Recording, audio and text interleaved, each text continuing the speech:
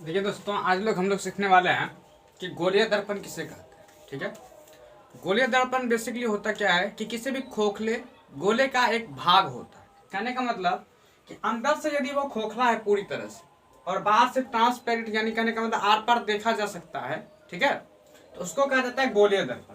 ठीक है, यानी गोलीय दर्पण किसी खोखले गोले के भाग को गोलीय दर्पण कहा जाता है। ठीक है, गोलीय दर्पण का कुछ इस प्रकार से चित्र होता है। इसमें अंदर में देखिए कोई भी एक निश्चित त्रिज्या लेकर के एक गोला खींचा जाता है, और यदि हम बाहर से रस्तित करते हैं तब अवतल दर्पण बनता है, और अंदर से रस्तित करते हैं, जैसे यहाँ पे देखिए ये जो यहाँ पे किया है ना, इसको कहते हैं कलाई या फिर रस्तित बोलते हैं। इसको क्या कहा जाता है? कलाई या रस्तित।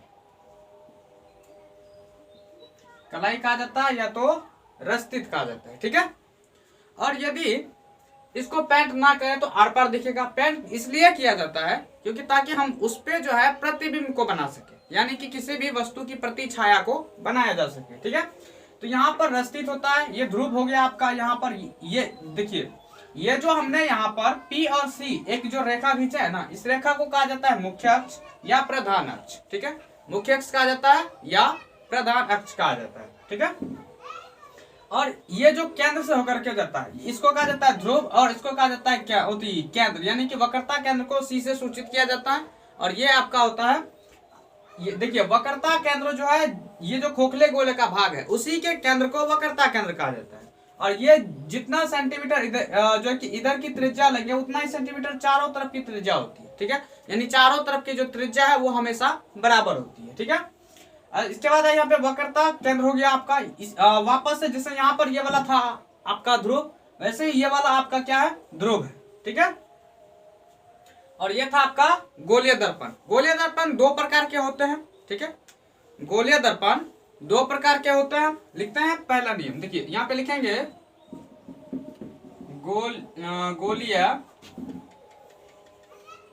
गोलीय दर्पण मुख्यतः दो प्रकार के होते हैं। अब कौन कौन से दो प्रकार के होते हैं इसके बारे में भी जानकारी थोड़ा सा कर ले। देखिए, यदि हम बाहर से पेंट करते हैं यानी बाहर से रस्तित करते हैं तो उसको कहा जाता है अवतल दर्पण, यानी आपका एक पहला हो गया अवतल दर्पण। ठीक है, और यदि हम इसी प्रक्रिया को वापस से दोहराएं और अंदर से रस्तित करें, बाहर से ना करके कहां से करें? अंदर से पेंट करें। ठीक है, जैसे कि यहाँ पर देखिए अंदर से पेंट किया गया है, तो जब अंदर से पेंट करते हैं यानी अंदर से रस्तित करते हैं तो उसको कहा जाता है उत्तल दर्पण। तो आपका दूसरा हो गया उत्तल दर्पण। ठीक है, यानी गोलीय दर्पण कितने प्रकार के होते हैं? गोलीय दर्पण दो प्रकार के होते हैं, एक होता है अवतल दर्पण और उत्तल दर्पण। ठीक है, अब इसमें हम लोग सीखेंगे कि अवतल दर्पण किसे कहते हैं, उत्तल दर्पण किसे कहते हैं। ठीक है, तो ये जो आपका है देखिए यहाँ पे लिखते हैं भाषा, पहले लिखते हैं अवतल दर्पण का, अवतल दर्पण। ठीक है, अवतल दर्पण किसे कहेंगे पहले इसके बारे में थोड़ा सा समझ लेते। देखिए ये हो गया आपका अवतल दर्पण, ये हो गया गोलीय दर्पण का एक छोटा सा भाग। यदि बीच से यदि हम काट दें तो यहाँ के इधर वाला जो पार्ट बना जिसको हम बाहर से रस्तित किए हैं, ठीक है, यहाँ के इधर वाला जो पार्ट बना जिसको हम बाहर से रस्तित किए हैं इसको कहा जाता है अवतल दर्पण। और इसी को यदि यहाँ से काट के इस साइड देखें तो ये अंदर से रस्तित है, इसलिए यह हो जाएगा आपका उत्तल दर्पण। यानी कि अवतल दर्पण का जो चित्र है वो ऐसे करके बनेगा। ठीक है, इसको देखिए बाहर से रस्तित कर रहा है। एक आपका यह हो गया सीपीसी रोड, यानी कि प्रधान अक्ष या मुख्य अक्ष। ठीक है, तो यहाँ पे आपका हो जाएगा वक्रता केंद्र C, इसको कहेंगे ध्रुव P।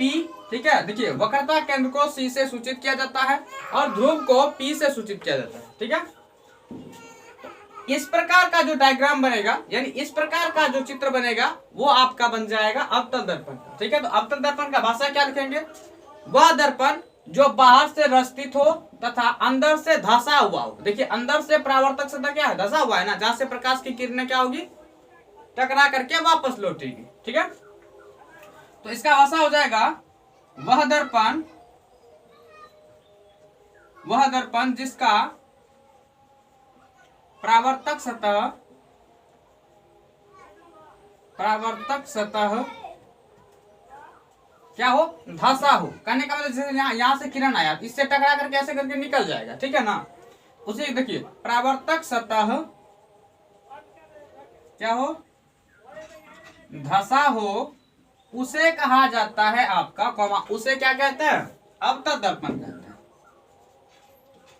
अवतल दर्पण कहते हैं। ठीक है, नीचे में चित्र बना लीजिएगा यही वाला सेम टू सेम। ठीक है, इसको थोड़ा सा रिमूव कर देते हैं यानी मिटा देते हैं।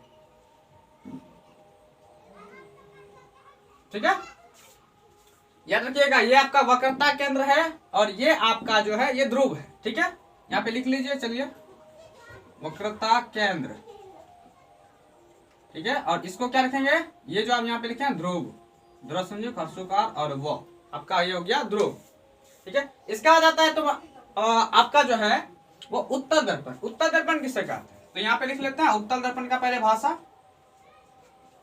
उत्तल दर्पण। ठीक है, देखिए उत्तल दर्पण हम क्या बताए थे कि यदि हम इसी गोलीय दर्पण को बीच से काट दें और अंदर से पेंट करें, ठीक है, बाहर से नहीं अंदर से पेंट करें, तो क्या होगा कि अंदर से जब भी हम पेंट करेंगे तो ये बाहर वाला क्या होगा, पेंट खाली रहेगा, यानी बाहर वाला पारदर्शी होगा, यानी यहां से किरणें आएगी और टकरा करके वापस लौटेगी। तो ऐसे दर्पण को कहा जाता है, यानी ऐसे जो दर्पण होते हैं ऐसे दर्पण को कहा जाता है उत्तल दर्पण। ठीक है, तो यहाँ तो इसका भाषा क्या रखेंगे, वह दर्पण जिसका परावर्तक सतह देखिए ऊपर की तरफ उठा हुआ है ना, तो क्या लिखेंगे, परावर्तक सतह उभरा हुआ हो। ठीक है, उभरा हुआ हो, उसे क्या कहा जाता है, उसे कहा जाता है तो कौमा उसे क्या कहेंगे, उत्तल दर्पण कहते हैं, उत्तल दर्पण कहते हैं। ये आपका था गोलीय दर्पण। ठीक है, गोलीय दर्पण किसे कहते हैं, तो गोलीय दर्पण कहा जाता है किसी भी खोखले गोले का यदि एक भाग होता है, एक ट्रांसपेरेंट होते हैं, तो उसी को गोलीय दर्पण कहा जाता है। यदि हम अंदर से रस्तित करते हैं तब उत्तल दर्पण बनता है, और बाहर से रस्तित करते हैं तब जो है अवतल दर्पण बनता है। जैसे कि यहाँ पे देखिए बाहर से रस्तित किए हैं तो क्या बना हुआ है, ये बना हुआ है आपका अवतल दर्पण। यहाँ पे चलिए लिख देते हैं अवतल दर्पण। ठीक है, और इस साइड जो बना है, इस साइड में जो बना है ये आपका बन गया उत्तल दर्पण। यहाँ पे लिख लेंगे उत्तल दर्पण, क्योंकि इसको देखिए अंदर से रस्तित किया है, और ये जो पूरा डायग्राम है ये बना है पूरा का पूरा गोलीय दर्पण, यानी उत्तल दर्पण, यानी कि उत्तल दर्पण और अवतल दर्पण को यदि एक साथ मिला दिया जाए तो उसी को कहा जाता है गोलीय दर्पण। ठीक है, चलिए ऐसा है कि समझ गए होंगे कि गोलीय दर्पण किसे कहा जाता है। चलिए जय हिंद, अब मिलते हैं अगले वीडियो में।